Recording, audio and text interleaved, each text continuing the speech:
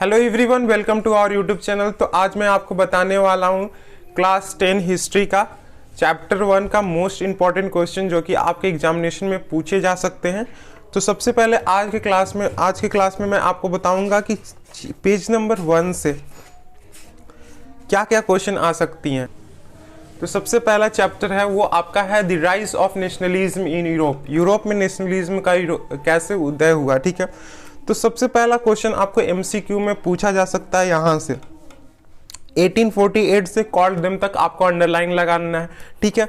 उसके बाद आपसे पूछा जाता है कि यूटोपियन क्या होता है, उसके बारे में भी पूछा जा सकता है।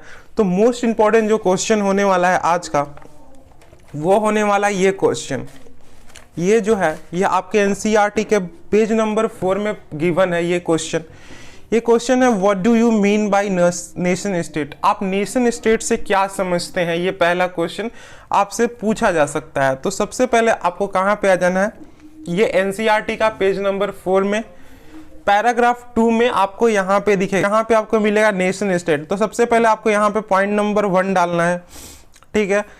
और उसके बाद लिखना है पॉइंट नंबर 1 डाल के nation state was one in which the majority of its citizens, and not only its rulers, came to develop a sense of common identity and share history or descent। तो nation state क्या होता है कि उस state में जो majority of citizens होते हैं, उनके रूलर्स होते हैं, वे क्या करते हैं, उनकी कॉमन आइडेंटिटी होती है और वे क्या करते हैं, उनकी कॉमन हिस्ट्री भी होती है और उनकी डिसेंट भी होती है। और जो नेशन स्टेट को स्ट्रगल से पाया जाता है through the action of the leaders, जो एक्शन है लीडर्स के उनके थ्रू, और जो एक्शन है कॉमन पीपल के। तो ये आपका नेशन स्टेट का डिफिनेशन हो गया। नेशन स्टेट का डिफिनेशन आपको कुछ इस तरह से लिखना होगा। तो सबसे पहले आपको पॉइंट नंबर 1 लिखना होगा जो एनसीईआरटी में प्रोवाइडेड है। लिखना होगा nation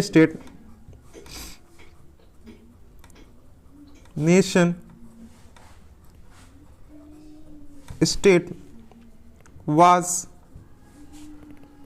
one in which the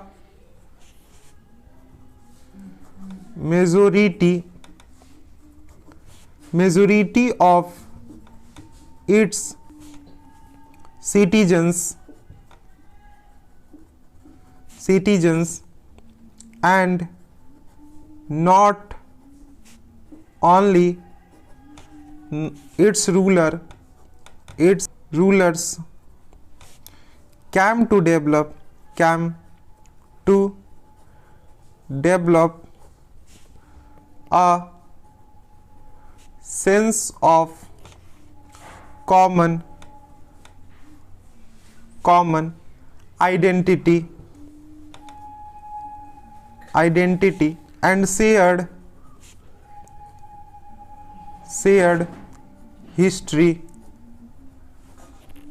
history or descent।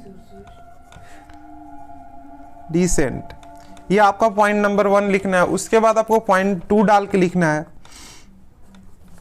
It was, जो nation state, it was forged through struggle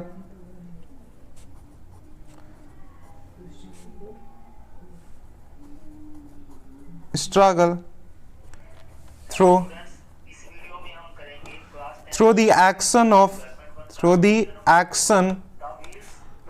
leaders and the common